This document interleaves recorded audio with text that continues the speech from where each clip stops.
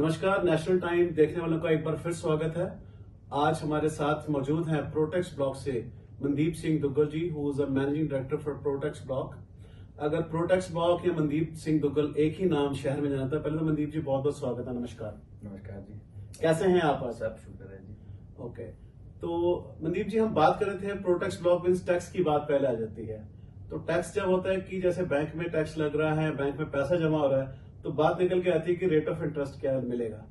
Normally हम India में देखते थे वहां तो रेट ऑफ इंटरेस्ट होता था, यहाँ पे रेट ऑफ इंटरेस्ट बहुत कम मिलता है अगर कोई हम सेविंग में या कोई ऐसे अकाउंट में डालते हैं। उसके अलावा अगर हम बात करें रियल स्टेट के बारे में, अभी पीछे देखने में आया कि रियल स्टेट का जो रेट ऑफ इंटरेस्ट है कभी 0.25 ऊपर जा रहा है, 0.75 नीचे जा रहा है। So what is basically rate of interest structure? इसमें ये रहा जी कि जो रेट ऑफ इंटरेस्ट की बात चलती है, so first thing is all about the educational it's के जो इसकी फाइनेंशियल एजुकेशन के पर्सपेक्टिव से बात करूंगा इसके ऊपर कि जो इंटरेस्ट रेट रहता है, तो हमको ये लगता है कि भाई जब इंटरेस्ट रेट घरों का बढ़ता है, फॉर एग्जांपल आपने 5 लाख का घर लिया तो उसके ऊपर इंटरेस्ट रेट आपका आ गया लेट्स से 5% और 4% जो भी चल रहा होता है बैंक का। And vice versa the same time अगर आपने मान लो 100,000 की कार लेनी है तो वहां पे जो एवरेज इंटरेस्ट रेट मिलता है देखने को मिलता है विच इज 7%। मान लो अगर आपके घर में 2 गाड़ियां हैं तो 2 गाड़ियां का आपका 7% interest on each 100,000, and I have seen people don't mind it, like they can normally they are okay कि भाई इतना रेट ऑफ इंटरेस्ट हम पे करते हैं जी। बट वर्सेस जब घर की बात आती है तो अगर आपके घर के ऊपर मान लो 4 लाख की मॉर्गेज है 400,000 की, तो उसके ऊपर अगर आपका rate of interest let's say 4% है, इवन दो आप गाड़ी के कंपेरिजन कम पे कर रहे हो, बट सभी को ये लगता है कि नहीं भाई ये तो interest rate is really peaking the system. मेरे को जो इंटरेस्ट में दिखा over these in my life career जी कि इंटरेस्ट रेट का जो सिस्टम है इकोनॉमी का बहुत बड़ा पार्ट है। ओके। इकोनॉमी को जब ये चलाना होता है तो interest rate is the major key कि भाई इसको कैसे अप्स एंड डाउन्स करने हैं।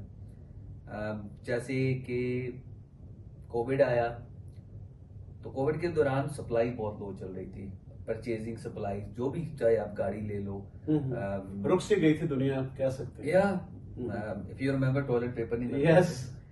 तो सेम थिंग विद जो फोर्ड F-150 का वेरी पॉपुलर ट्रक चलता है तो वो नहीं मिल रहा था। तो उसमें क्या होता है कि people are buying way too frequently, तो उसमें क्या होता है कि आपका सप्लाई है जो इकोनॉमी का वो लो जा रहा है। जब सप्लाई लो होती है तो inflation comes in, supply low, demand up and the price automatically up. That will go. Yes. तो जब गवर्नमेंट अभी जो देखती है इंटायर वर्ल्ड को भी पढ़ा जाता है, ये नहीं होता कि अभी जो इंटरेस्ट रेट इकोनॉमी वाइज या कंट्री वाइज चलता है, ये ग्लोबली होता है। अभी ग्लोबली इफेक्ट करता है ये जी। तो इसमें ग्लोबली इफेक्ट करने का जो मेन रीजन आता है कि इन्फ्लेशन अगर सर्टन पॉइंट जो मेरे को पढ़ने में मिला न्यूज चैनल के थ्रू ड्यूरिंग द कोविड-19 कि अगर globally interest rate hit by 12%, there will be a huge recession going to come through the whole globe. Okay. तो इसको कंट्रोल कैसे किया जाता है? तो जब हमारे पास कुछ सेविंग बचती है, देन सप्लाई लो होती है and we just buying a lot of stuff जो हमको शायद रिक्वायर्ड भी नहीं है, and we just frequently still keep buying it, store कर रहे हैं उसको, स्टोर कर रहे हैं। जैसे इंडिया में होता है कि प्याज का भाव बढ़ गया, या मान लो कि आप टॉयलेट पेपर का हमारे कनाडा में हुआ ड्यूरिंग द कोविड-19। तो इसमें क्या है कि सप्लाई लो है तो आपके पास सेविंग पड़ी तो आप क्या कर रहे हो, पैसा लगा रहे हो and you are keep buying the supplies even though the supply is low. Correct. तो सिस्टम में बैंक ऑफ कनाडा है जो इंटरेस्ट रेट को कंट्रोल करता है। सो व्हेन दे से कि इन्फ्लेशन कनाडा का बढ़ रहा है जी, एंड हम लोगों को being as a humans we have to be controlled by the system और बाय द लॉ, तो क्या करते हैं, they will increase the interest rate. तो अगर आपके पास मान लो पैसा बचा हुआ है सेविंग, तो what's gonna do, now they gonna take the money away from you, ताकि आपकी स्पेंडिंग हैबिट कम हो सके। True. The moment the spending habit goes down तो व्हाट्स गोना हैपन कि सप्लाई स्लोली बढ़ने लगेगी। करेक्ट। तो इन्फ्लेशन कंट्रोल में आ जाता है। द प्रॉब्लम इज कि we are not aware by educational system कि इंटरेस्ट रेट का फ्लक्चुएशन क्या है। जैसे एज आई सेड कि घरों का and compare to like today cars are very expensive. या तो जब हमारे पास पैसे की सेविंग बढ़ती है तो पैसे के साथ साथ वी डोंट सी कि भाई कौन सी सप्लाई कम चल रही है and you know can we able to manage it कि भाई हमको अभी जरूरत नहीं तो नई चीज उठाएंगे। तो इन्फ्लेशन जैसे बढ़ेगी इंटरेस्ट रेट ज्यादा होगा, इंटरेस्ट रेट ज्यादा होगा तो आपके पास जो सेविंग है वो सिस्टम में चली जाएगी। तो स्लोली स्लोली जैसे जैसे इन्फ्लेशन बिलो होगी देन इंटरेस्ट रेट को कट करना शुरू किया जाता है, जो आपने रिसेंटली देखा भी है।